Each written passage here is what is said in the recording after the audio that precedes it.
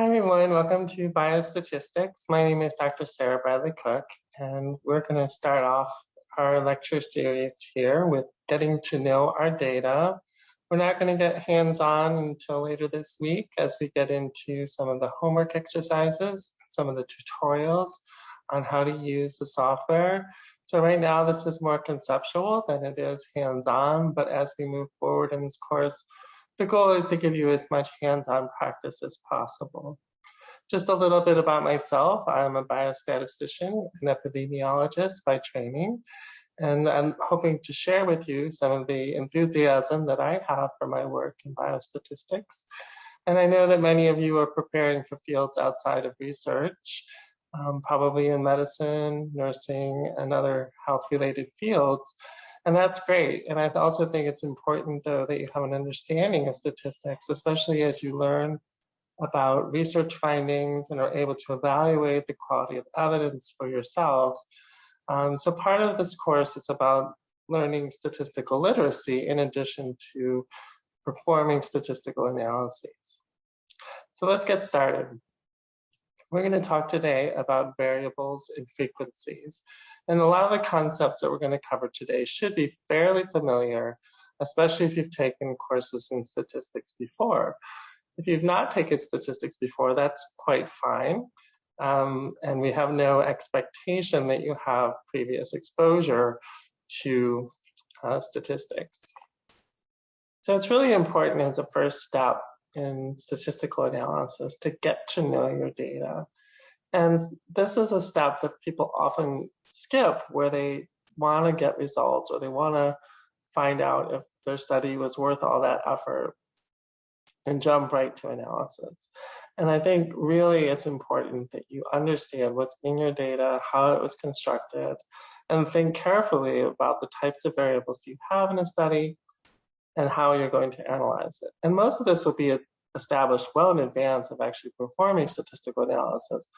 But once you have a data set, it is important that you look at it and to understand what's in it and be able to describe that data. So that's going to be the focus this week, is just getting to know your data and doing some basic descriptive statistics to be able to summarize what is in our data.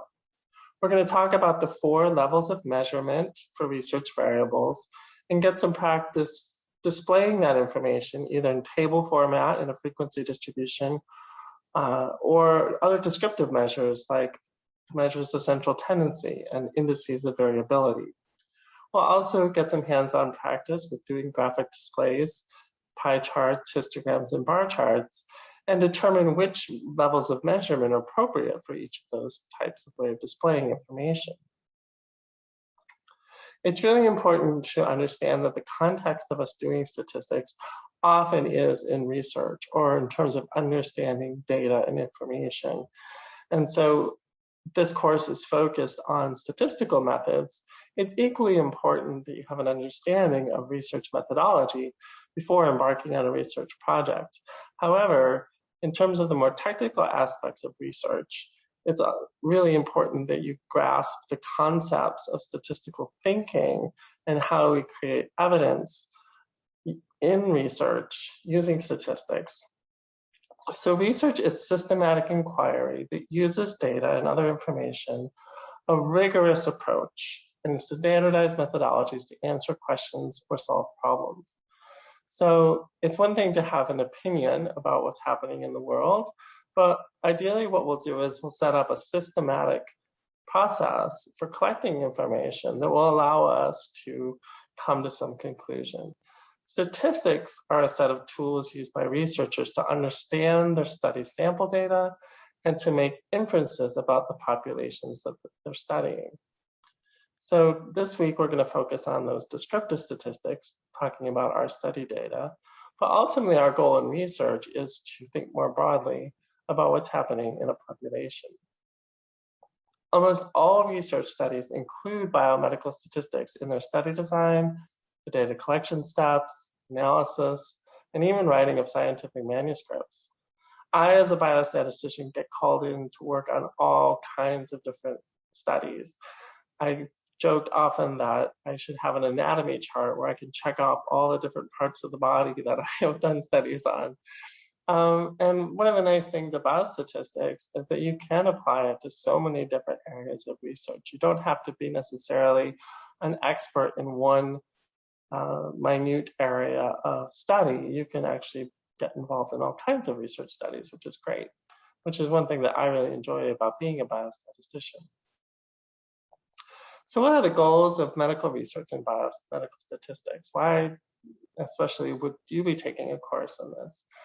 The goal of research is using biomedical statistics and other methodologies to create generalizable knowledge that can form the basis of evidence-based practice and improve clinical decision-making. We don't often think about why it is that we do what we do in medical practice, how it came to be common knowledge, or how it became to be very specific knowledge within a field.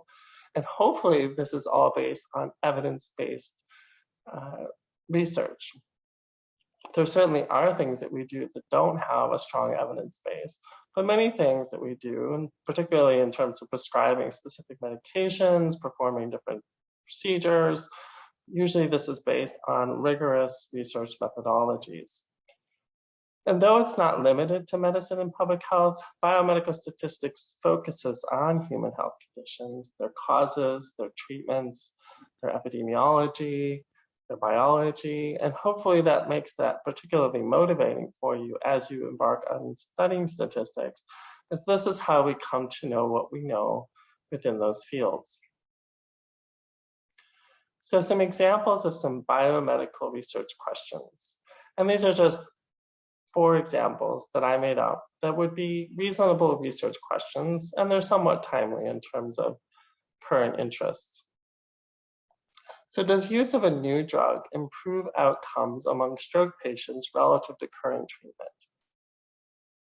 Does vaping contribute to risk of lung cancer or other cardiorespiratory conditions? Do patients with ALS have a higher lifetime exposure to pesticides than other healthy adults? And what is the current prevalence of asthma among children in the United States? These are all questions that are of interest, particularly from a public health standpoint, but also from a clinical standpoint, especially when we talk about specific treatments or ways that we can educate patients on ways to either avoid certain conditions or to improve outcomes. And so those are just 4 questions. And it's relatively easy to then map those questions to a specific study design. So in the case of looking at a new treatment, we're probably talking about a randomized trial where we randomize patients to one new drug, to a placebo, or current treatment. For something like vaping, where there's a lot that's unknown and we're interested in multiple outcomes that may result from it, we're probably going to do what's called a cohort study, where we would follow people who vaped versus those who didn't over a long time period to see what kind of conditions develop. Case control study would be conducive to a study like ALS, which is rare. It affects around 25,000 people annually in the United States. That would be one reason to pick a case control study. And also because we were looking retrospectively at pesticide use. Okay, and then what is the current prevalence of asthma among children in the United States? We want to know right now how many people have asthma. And usually we use a cross-sectional study when we have those kind of point-in-time questions. Okay, so choosing a study design is relatively straightforward once we've chosen our question. What's not as straightforward is choosing statistical methods. And those study design does map to statistical methods in some cases. There are a lot of other factors that we have to consider when choosing statistical methods. And one of those is study design. We're going to talk today about levels of measurement, and that really can dictate what test we're going to use, what approach we're going to use, above and beyond any other considerations. The number and type of dependent and independent variables, which we'll define today.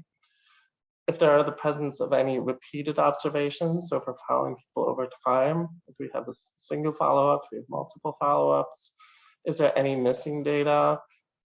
What are the samples drawn from? Are they dependent? Are they from the same household or the same person over time? Or are they a random sample that's independent of each other? All those considerations must be considered as we decide which statistical approach we're going to use, which is one reason why your textbook is as large as it is. We will not cover everything in your textbook, nor will we cover everything there is to learn in statistics in this course. But we will hopefully get you on the path of statistical thinking and prepare you for more advanced methodologies. So starting with levels of measurement, this is one of the more important concepts in terms of deciding what statistical methods we're going to use. Because the one reason there are so many different procedures that you'll learn in this course is because of the differences in levels of measurement. Often a test that we perform statistically is based on a specific level of measurement for either the dependent variable or the independent variables. And so as you learn all these different pieces and parts of statistics, you can blame levels of measurement for some of the complication. But getting started with the big four that we're going to talk about and really covers what you're going to encounter in research data: nominal data, ordinal data, interval data, and ratio data. Nominal might be a new term for you, but the best way to think about nominal data is that it basically means name, things that you can name, or categorical data. And we're going to talk about each of those in turn.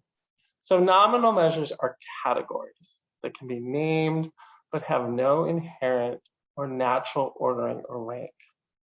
Okay, things that we can put labels on, things that we can discuss, such as a diagnosis. Race, ethnicity would be an example of a nominal variable, a very complex one, but one that can be measured in terms of categorical information, particularly in terms of how someone describes themselves.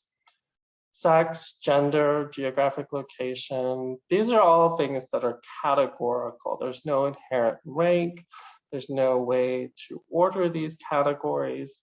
And so we have to think about these slightly differently than we do other types of variables, which we'll discuss. And though we can assign numeric values to these data, those codes often are specific to a data set, and those are really just a shorthand way to reference qualitative categories. So instead of writing out the word diabetes, non-diabetes, we might have a variable that says 1 equals diabetes and 0 equals no diabetes.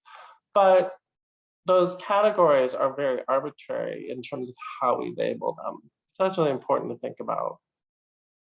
So a variable like sex could contain numeric values to represent biological sex, such as 1 equals female, 2 equals male. There's no ranking here. 1 does not mean that females are before males in terms of ranking. We've simply created a code here, 1 and 2. So even though we captured it that way in our data set, it could have equally been represented as the letter F and the letter M, could have been the full word female, the full word male. And so if that's the case, then what we have is a nominal data point. Nominal variables are attributes that can be named, but not quantified nor ranked. Ordinal measures are those that have quantitative descriptions and do designate some kind of ordering on that attribute. It does convey information about amount or rank. However, it does not necessarily convey the distance between any 2 points on a scale. So you can think of something like social class, lower class, middle class, upper class. There's a ranking that's implied by those categories, but understanding where those actually fall is hard to know. Numeric coding of ordinal measures does have an actual meaning in terms of rank, order, relative standing. However, they do not have the same distance between those points. So an example of an ordinal measure would be something like self-reported health, where the categories are poor, fair, good, very good, and excellent. And we might assign values to that 1, 2, 3, 4, 5. And they do have meaning, where poor is the worst health and excellent is the best health. However, the distance, again, between those categories is highly subjective and may not be equal across those different categories. Okay, so ordinal measures often will have named categories, but they do have some kind of ranking. Interval measurements, which are the things that we're most often collecting in clinical settings, where we're doing diagnostic tests, where we're collecting lab samples. Intervals measures are the use of numbers to designate ordering on an attribute that conveys information about quantity or amount. And the distance between any two values are assumed to be equal. Because the distances between any 2 points are equal, it does allow us then to compute averages on that information, unlike ordinal data where it wouldn't make sense to necessarily compute an average ranking on some sort of ordinal scale. So an example of an interval measurement would be air temperature in Fahrenheit. The difference between 70 and 75 degrees is the same as the difference between 75 and 80 degrees. It wouldn't be appropriate, however, to say that 80 degrees is twice as hot as 40 degrees. And the reason that wouldn't be appropriate is that the Fahrenheit scale does not have a meaningful 0 point. We all know that 0 degrees Fahrenheit is cold, but it doesn't have any inherent meaning. And you can also have -1, -2, -3. You may not get that in San Diego or wherever you are, but those values are equally possible. So interval measures don't have a true 0 point, which is the major distinction between it and ratio measures, where, like interval measures, uses numbers to designate ordering, conveys information about quantity, distances are equal, but unlike interval level measures, there is a real rational 0 value. And averages can be computed just like with interval. But what's important here is that we can also apply multiplication and division on ratio measures. It makes sense to talk about things in terms of being 1 times, 3 times, 4 times the size of something when there's a true 0 value. So an example of a ratio measurement would be something like medication dose. Let's say we have a 2 milligram pill. So 0 would be no dose. 1 pill at 2 milligrams would be 2 milligrams. 2 pills at 2 milligrams would be 4 milligrams, and so on. And it would be reasonable then to say that someone who has a dose of 8 milligrams has twice the dose as someone who has 4 milligrams. Okay? Unlike with temperature, where 80 degrees wouldn't be twice as much as 40 degrees on the Fahrenheit scale. And I realize those concepts are a little bit confusing. And the good news is that when we actually do statistical analysis, it's rare that the distinction between interval and ratio does come up. We tend to treat them fairly similarly. But conceptually, it's important to think about that. So at each successive level of measurement, there is more information and therefore greater analytical flexibility. So if something starts on a ratio or interval scale, ideally we'll keep it at that scale and not take it down a level and make it ordinal and make it nominal.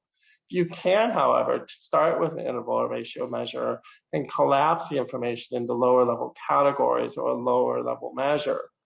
The reverse is not true. If you start with something that's nominal, or start with something that's ordinal, you can't work your way up the levels of measurement and so somehow make it interval or make it ratio level.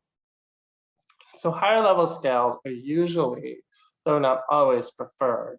And this is because they contain more information. There's more information on a continuous scale or an interval scale of information than there is something where we've reduced it to a few categories. So here's an example of collapsing data from a higher level category to a lower level category. So let's say we started with a variable called age, which is just capturing age in years.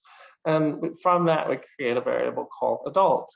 And we're going to say adult equals 1 if they're over 18, and they're a child if they're below 18. And we'll designate that as 0. You can see how much information is lost by collapsing into 2 different categories. But there may be a reason to do that, using categories instead of underlying ratio values may have clinical or biological relevance.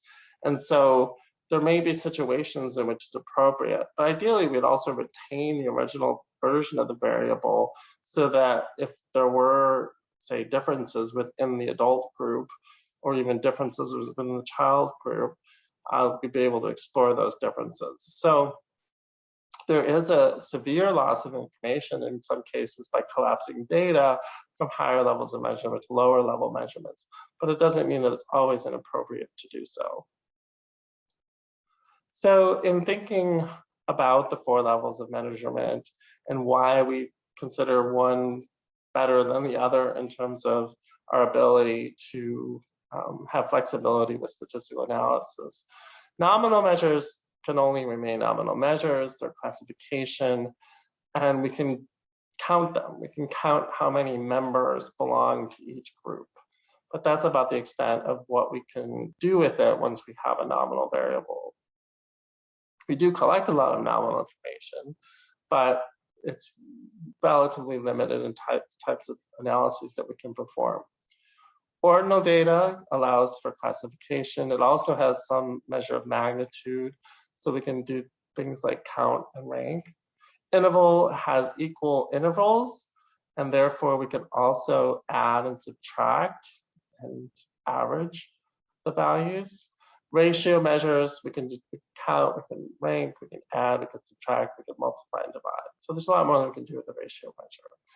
However, some things just naturally occur on these different scales, and other times it's a little more artificial. So think about something like a diagnosis of depression. Usually it's because someone scored a certain score on a screener, and then that led to them being assessed another way, and there's sort of an underlying quantitative nature to it. And you certainly could talk about severity of depression on a scale, but we tend to just kind of dichotomize these things, diagnoses, and you'll run into that a lot in clinical medicine. It's easier to think in terms of categories sometimes than in terms of quantities, sometimes when it's not appropriate to do so. Okay, so those are the levels of measurement. So when we collect information, you're going to fall into one of those 4 types. Data, what is data? Okay, some of you have probably worked with data, others maybe not. Well, you're going to get a lot of hands-on work with some data in this class. And as you probably heard, or you're probably aware, data is just getting bigger. Data sets are getting so big that you can't even look at them, they're so big. Now, traditionally in research settings, data sets are a little smaller, more manageable. So don't worry, we're not going to expose you to any of these massive data sets. So we'll take a lot of time to work through. And you will actually construct a few data sets within your homework from raw data that we give you. But data are collections of observations, such as measurements on survey responses, clinical measurements, study data that we collect using various measures. These are all stored in a data set. Sometimes this comes to us already pre-made. Sometimes it's data that we collect ourselves. Obviously, it's more expensive and more time-consuming to do a study where you collect it yourself, but there are some huge advantages when you've collected your own data, especially in terms of your ability to answer specifically the questions that you want to answer and apply the study design that you want to apply. A variable is something that we measure or collect in a study that has variability. Its value varies across observations in a data set. So all 4 levels of measurement we discussed, as long as there are more than one value, it's considered a variable. A constant is a measure that does not vary across observations. And you will occasionally find a constant in your data set. Let's say that we selected only patients who are diabetic, and the code for diabetes was 1. Well, we may still have a column in our data set where everybody's diabetic, and there's the number 1 for all of them, and that would be a constant in that data set. Another example would be in a study of pregnancy, sex would be a constant in terms of the birth mother, but in a study of heart disease, sex would be a variable, because there would be at least 2 variables, 2 categories. So that would be an example of a difference between a variable and a constant. So we're going to use the term variable a lot in this course. We won't talk about measurement that often after we go through this section. However, it's really important to think about how things are measured. Measurement is one of the most important steps in a research process, and we often overlook how important measurement is. So a dependent variable is the outcome measure. This is something that we hypothesize to depend on or be caused by a set of independent variables, or perhaps a single independent variable. Well, in health research, we're often thinking about multiple independent variables. These are measures that are hypothesized to be a contributing factor, contributing or influence on the outcome or dependent variable. Okay, this is really important to get this down, that a dependent variable is our outcome, our independent variable, also called our predictor variables in some cases. Okay, these are the things that predict the dependent variable. Both independent and dependent variables can take out any level of measurement, with strong implications for the statistical analysis approach. As I mentioned earlier, one reason we're going to go through so many different statistical procedures is that depending on the level of measurement of the independent variable, depending on the level of measurement of the dependent variable, these will often dictate which test that we use, as we'll see as we move forward. Okay, an example of a dependent variable versus an independent variable. So we would, in the case of a study of smoking, call smoking the independent variable and lung cancer the dependent variable. Okay, so lung cancer is the outcome, and it's considered dependent or caused by an independent variable. There are certainly other contributing factors, genetics, secondhand smoke, other health issues, other cancers, things like that. But smoking is a huge determinant of lung cancer. And so it's not as simple as I portrayed it here. But conceptually, we're saying that smoking is an independent variable hypothesized to be a contributing cause to the outcome or dependent variable. And it's not biologically plausible, nor is it logical to think of lung cancer as being the cause of smoking. There are other situations where it's maybe not as obvious, which is the causal ordering, but in our minds or in our conceptual framework, we're thinking about one thing causing the other or contributing to the other. Some more distinctions to make among variables. You will hear the term continuous variable used quite often, and that's something that can assume an infinite number of values between points. So basically decimals. Time elapsed since birth, we may trim it down to say 50 years. Oh gosh, that's coming up for me. 50.35 years. We could do it even more decimals and think about it per second or millisecond or something like that. So in theory, there's a whole range, or an infinite range of possible values between any 2 points. Discrete variables, the categories are indivisible with a finite number of values between 2 points. So for example, if we were talking about number of siblings, we couldn't have something like 1.2 siblings. We could think of that as an average, let's say in the US, but not something that an individual would have. So they'd have 0, 1, or 2. And something like hospital beds, if we were to count hospital beds, say we had a 50-bed hospital, a 100-bed hospital, 51.3 would not be a reasonable value for number of hospital beds. So discrete can only have basically a rounded numeric value. But the difference between those statistically is not that great. We do lose a little information if we were to make a continuous measure discrete, but that whether that information is relevant is debatable depending on what the measure is.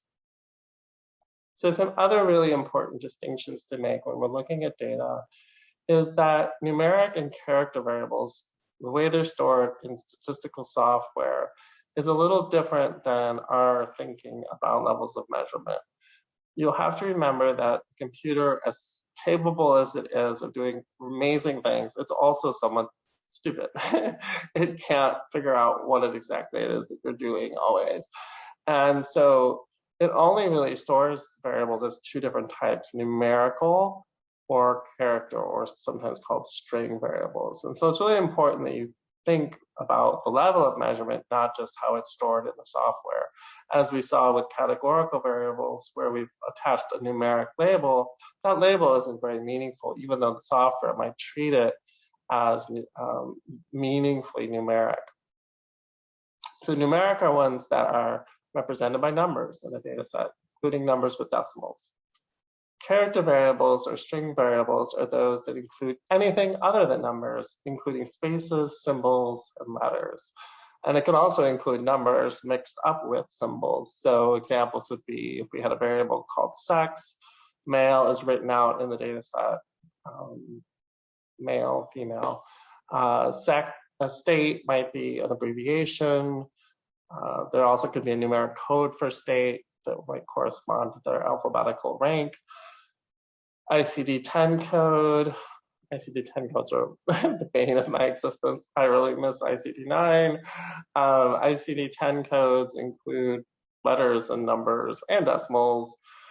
God bless ICD-10. Date variables, even if they contain / symbols, when you look at them in the data set, they're actually a special type of numeric variable, which is stored in data sets as time in days since a certain date.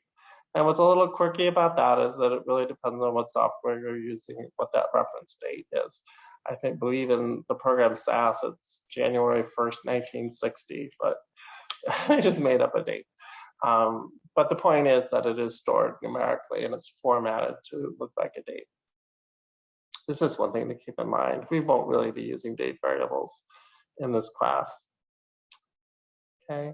But as I mentioned, what the important point here is that statistical software can only distinguish between numeric and string or character variables, not levels of measurement. That's something that the analyst has to be thinking about as they're working with the data. It's up to you as the user to make appropriate choices of statistical methods based on the level of measurement. And most of the time, you're going to be aware of that, right? So you're going to know that sex is not a numeric variable. You're going to understand that some of these things that have numbers aren't actually numbers. And so you are probably mindful of that, but it's really important conceptually to know how your data is coded. Is 1 equal female? Does 2 equal male? And so hopefully every data set that you receive will have what's called a code book that documents how these variables have been labeled. It's not always the case. Sometimes you do have to figure it out yourself using deductive approaches. But a good practice would be to always have a code book. Sometimes nominal measures are stored as text. Sometimes as numbers based on codes used in the data. So watch out for that. So another caution is that just because the software allows a procedure to happen, allows it to run, gives you a result, does not mean it was appropriate to do so. Again, if you had a categorical variable that is stored as numeric, it's going to let you perform functions that are appropriate for numeric variables, but the results are meaningless. Something to watch out for. So what does data look like? Okay, if any of you have Excel, I'm sure you've all used Excel for something, even if it's a grocery list or something like that. It's a very useful program. It is yet to be outmoded by other software. And actually, Excel can perform basic statistical analysis. It's a little bit hidden in Excel. You actually have to enable some of the data analysis features in Excel.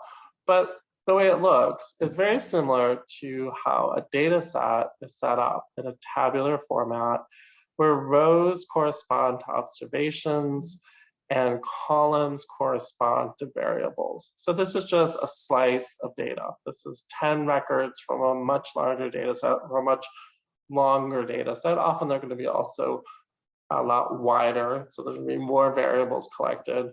So a variable like study ID, 101, 102, 103, 104, those are just codes that are assigned to individuals. They're unique to the individual.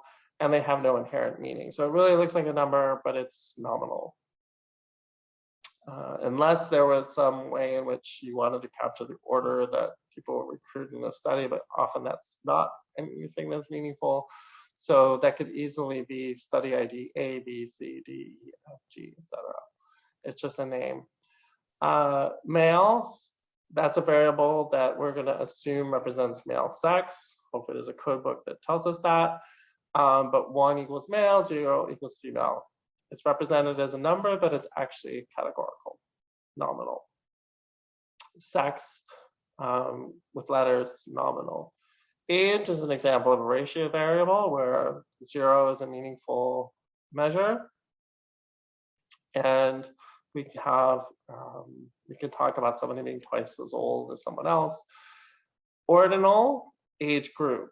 Okay, so if the age group were divided into 5 age intervals, you could call that maybe an interval measure, but often age group is something like 0 to 18, 19 to 24, 25 to 39. They may not be equally spaced. So we're going to assume that age group here is not evenly spaced and is therefore ordinal. Resting heart rate, that would be something also on a ratio scale. Although whether 0 is a meaningful value clinically is questionable, but it does make sense to say that someone's heart rate is twice as high as someone else's. Clinic would be nominal, and ideally we would, in a study, not necessarily identify a clinic unless that was the purpose. We're doing some sort of evaluation, but we're representing that by letters here, A, B, and C. Asthma status, 1 equals yes, 0 equals no. That would also be nominal. And then finally, we have visit date, and that would be an interval level measure. So look at the variety here in this data set we've got. So we have 1, 2, 3, 4, all 4 levels of measurement, and a nice mix in our data set. But from the computer standpoint, we really have 2. We have numeric and character. So study ID, male, sex, age group, asthma, resting heart rate, visit date, all of those are considered numeric by the computer.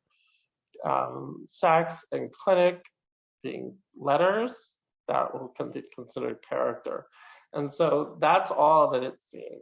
It's not going to be able to distinguish between the levels of measurement. That's up to you as you perform statistical analysis. So I wanted to make that point clear and actually give you an example of what data looks like.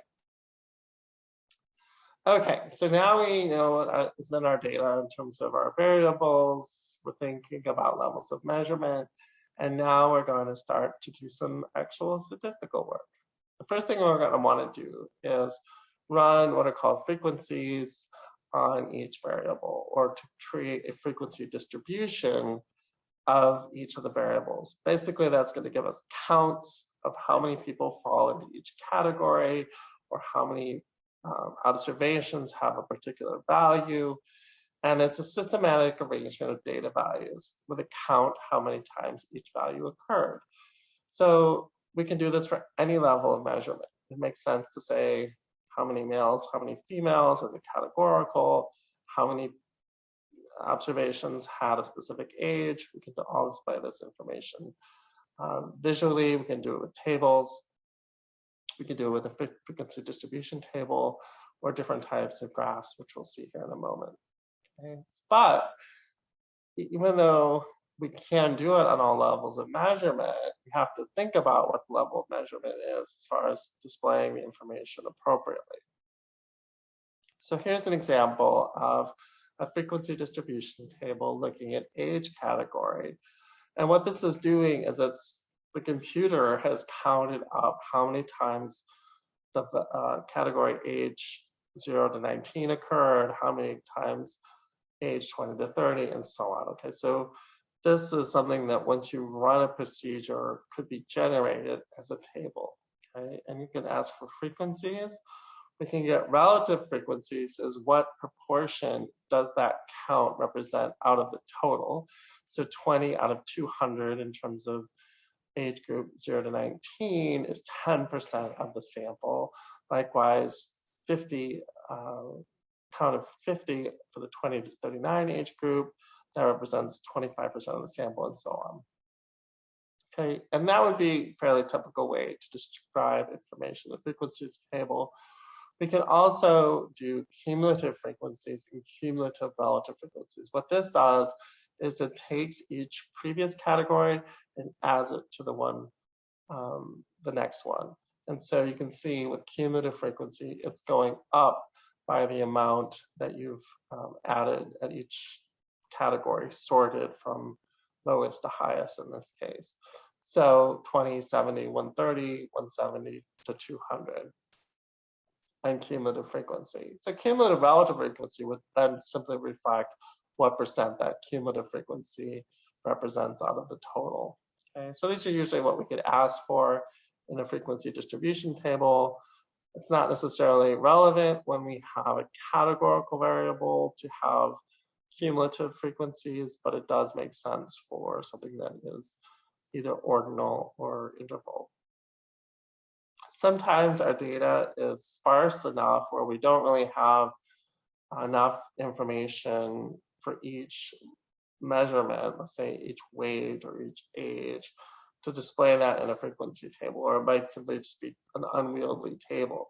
So we want to collapse that information. And there's ways to do this in an automated fashion where the statistical software will bucket the different weights into weight categories, or we could choose to create a categorical variable of our own to do a grouped frequency distribution. So when a variable has many possible values, a regular frequency distribution may not be that informative or useful. So a solution is to create a grouped frequency distribution where contiguous values are grouped into sets. Again, sometimes if you're just exploring data, it's best to allow the computer to do this for you.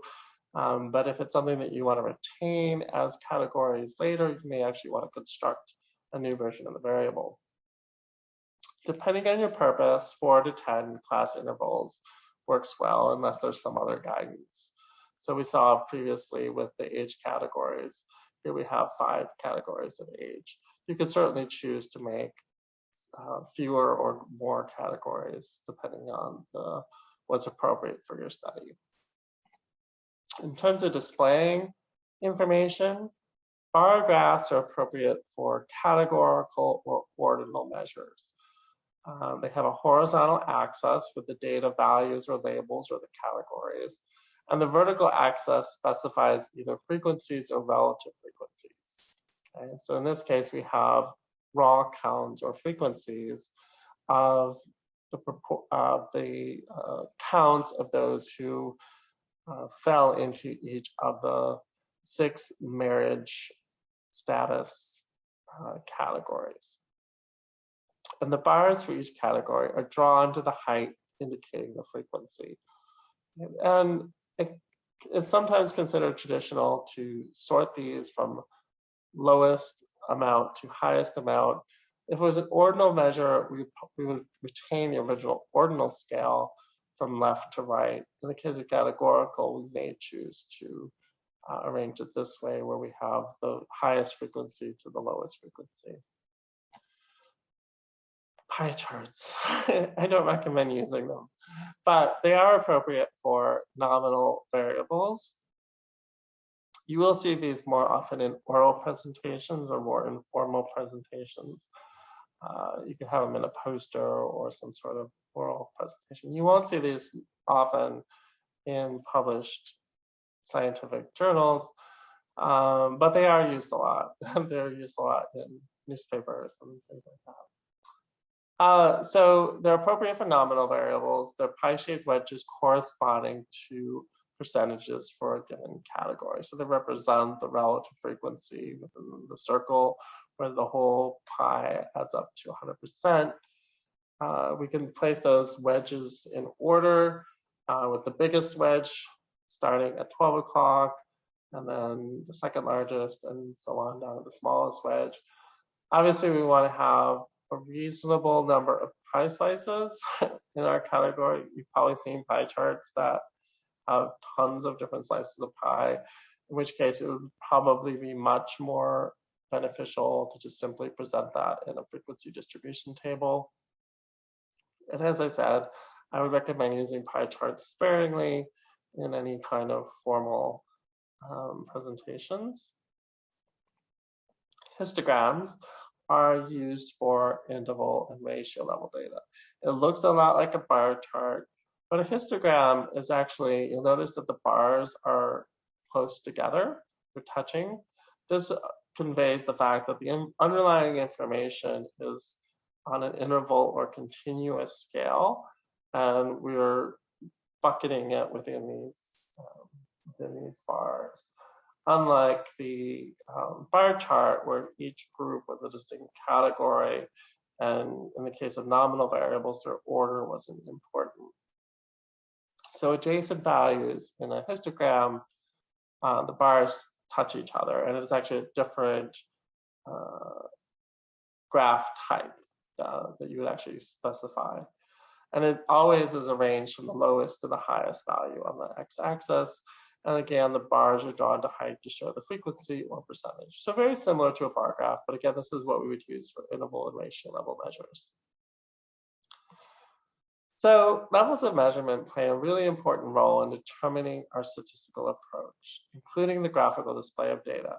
When we use statistical software, it's important to be mindful of level of measurement when choosing statistical procedures and choosing graphs. Frequency distribution should always be run as a first step in getting to know your data. Collapsing data from higher to lower levels of measurement involves lots of information and can be useful for exploring data. So in this session, we talked about getting to know your data.